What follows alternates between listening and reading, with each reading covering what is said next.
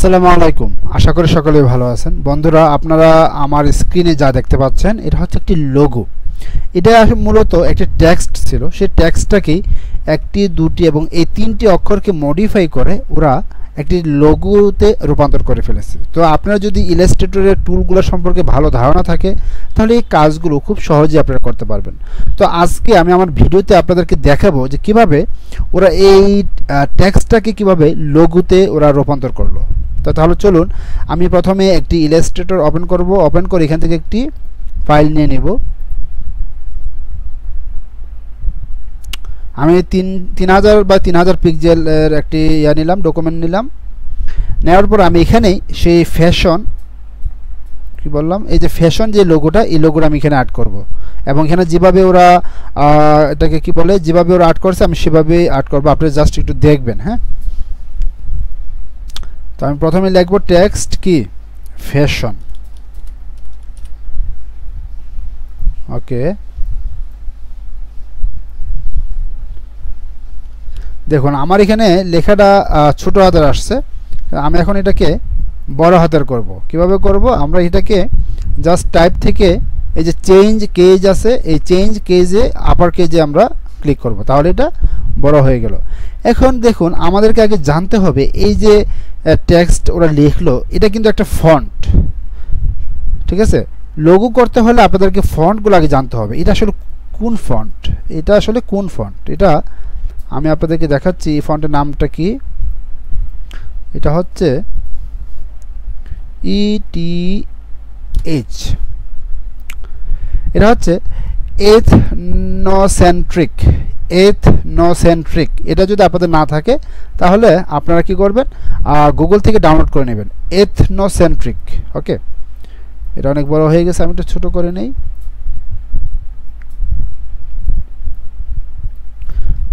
এই ফন্টটা লোগোর জন্য খুব ভালো, মানে টেক্সট লোগোর জন্য খুবই ভালো।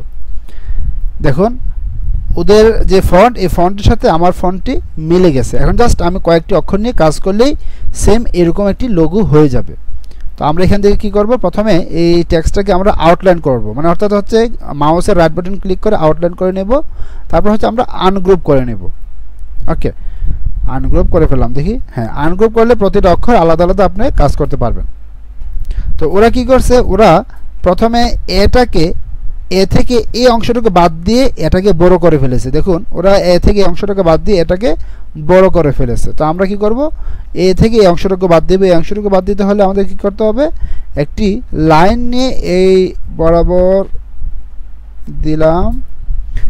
ওকে, দেওয়ার পর আমরা কি করব, এই সবটাকে ব্লক করে শেপ দিয়ে কি বলে এটাকে, কিবোর্ডের অল্টার বাটন প্রেস করে এখানে ক্লিক করলে অংশটাকে কেটে যাবে।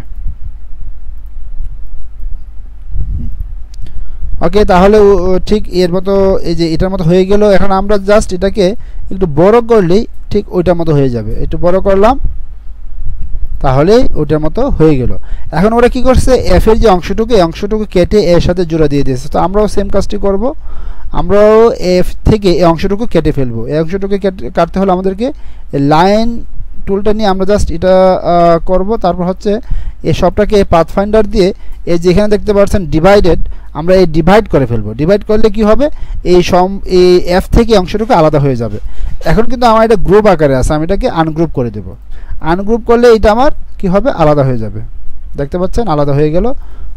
এখন আমরা এখান থেকে ডিরেক্ট সিলেকশন টুলটা নিয়ে আমরা এই যেখানে যে পাথ, দেখুন আমরা যখন এই অংশটুকুর এই অংশ আসলাম তখন এখানে কিন্তু পাথ লেখা আসতেছে। তো আমরা কিবোর্ড থেকে শিফট বাটন ক্লিক করে একটু টান দিলে এটা বড় হয়ে যাবে। তাহলে দেখতে পাচ্ছেন আপনারা এটার মতো আমার এটা হয়ে গেল। ঠিক আছে, এখন আমার এইটা আলাদা, আমার এই অংশটুকু আলাদা এবং এই অংশটুকু কিন্তু আলাদা। তো আমরা কি করব, এই অংশটুকু, আচ্ছা আরেকটু কাজ করে রাখি, এটাকে আরেকটু সামনে নিয়ে আসি। ওকে, তো আমরা কি করব, এই অংশটাকে একটি গ্রুপ করে ফেলবো। ওকে, তাহলে আমার এর সাথে, আচ্ছা এখানে আরেকটি ভুল হয়েছে, আমরা এই অংশটাকে আরো বড় করব। এই অংশটাকে আরো বড় করে দেব। ডিরেক্ট সিলেকশন টুল নিয়ে এই অংশটা ক্লিক করে আমরা টান দিলে বড় হয়ে যাবে। যাই হোক, তো আমরা এখন কি করব, এটাকে পাথফাইন্ডার থেকে ইউনিট করে দেব। ওকে, তাহলে কি হলো, আমার এই অংশের কাজ শেষ। এই অংশটা মোটামুটি এখন সেম, ঠিক আছে। তো আমরা এই অংশটাকে কি করব, কালার চেঞ্জ করে দেব। এই অংশটাকে কালার চেঞ্জ করে দেব। কালারটা আরেকটু ডিপ করি। ওকে, কালারটাকে আরেকটু ডিপ করব। ওকে, এটাই দিলাম। ওকে, তাহলে বন্ধু আমাদের প্রথম দুটার কাজ শেষ, ঠিক আছে। তারপর হচ্ছে এরা কি করছে, এসটাকে এর সাথে মিলিয়ে দিয়েছে, আমরাও এসটাকে এর সাথে মিলিয়ে দেব। আর একটু ভিতরে নিই।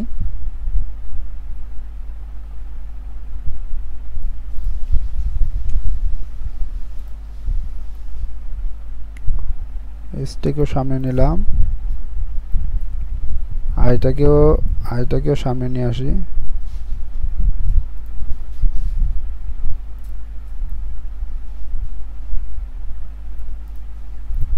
এখন আমাদের কাজ কি, আমরা ওটাকে একটু মডিফাই করব, তাহলেই হয়ে যাবে। এখন আমরা কাজ কি করব, আমাদের এফ এবং এ এই দুটি অংশের কাজ শেষ।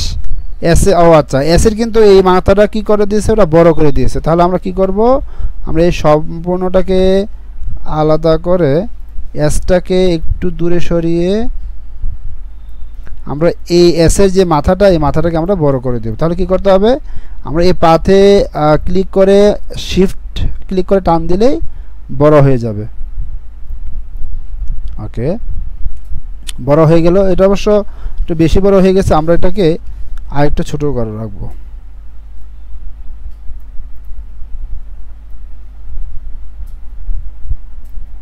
ওকে, এটাকে আমরা এখন ঠিক আছে। এখন আমরা এই সম্পূর্ণ অংশটাকে একটু কাছে নিয়ে গেলাম।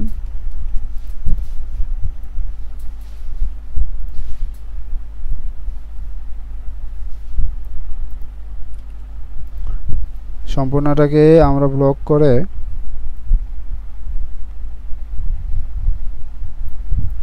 এখন আমরা কি করব, এই শুধুমাত্র ওটাতে ও নিয়ে কাজ করব। এখন ওটাকে আমরা কি করব, অফসেট অবজেক্ট থেকে এই যে পাথ অপশনে যাব, গিয়ে এখান থেকে অফসেট পাথ করে দেব।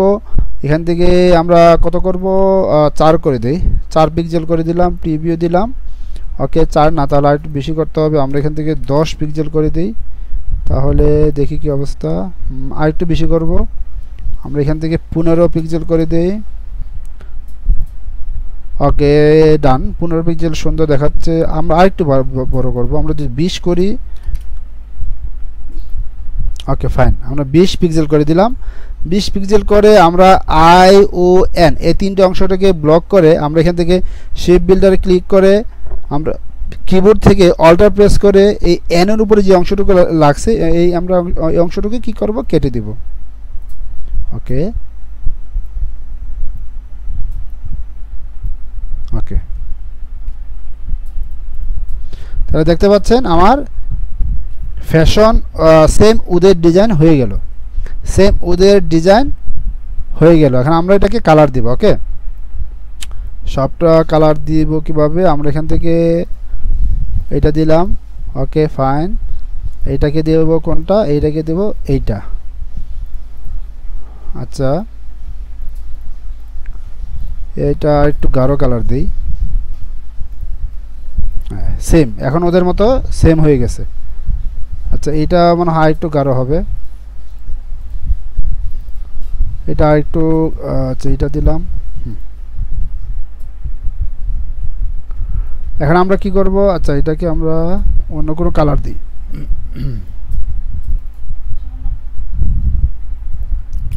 এটা দিলাম।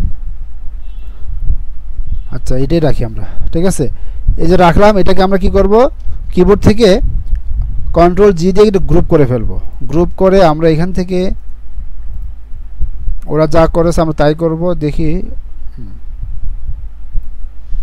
ওকে, এটাকে আমরা কালার দিলাম হোয়াইট। ওকে, হোয়াইট দিলাম। আর এই যে গ্রুপ করলাম, এটাকে আমরা কি করব, মাউস থেকে রাইট বাটন ক্লিক করে এই যে কি বলে ট্রান্সফর্মে চলে যাব। ট্রান্সফর্ম থেকে রিফ্লেক্টে চলে যাব। রিফ্লেক্ট থেকে হরিজন্টাল মোডটা অন করে প্রিভিউতে চলে যাব। আমরা কপিতে দেব। কপি দিয়ে আমরা এটাকে টান দিয়ে নিচে নিয়ে আসব। ওকে, এটা আমরা এখান থেকে অপাসিটিটা আমরা কমিয়ে দিব, অপাসিটিটা কমিয়ে দিব আরও একটু হালকা করি।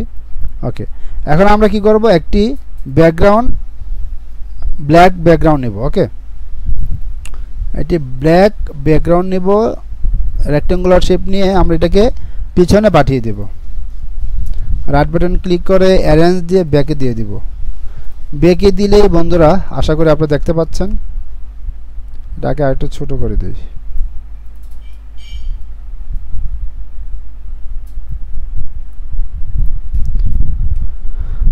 বন্ধুরা দেখুন, আশা করি আপনারা দেখতে পাচ্ছেন। আমি এটাকে আরেকটু নিচে নামিয়ে দিলাম। ওকে,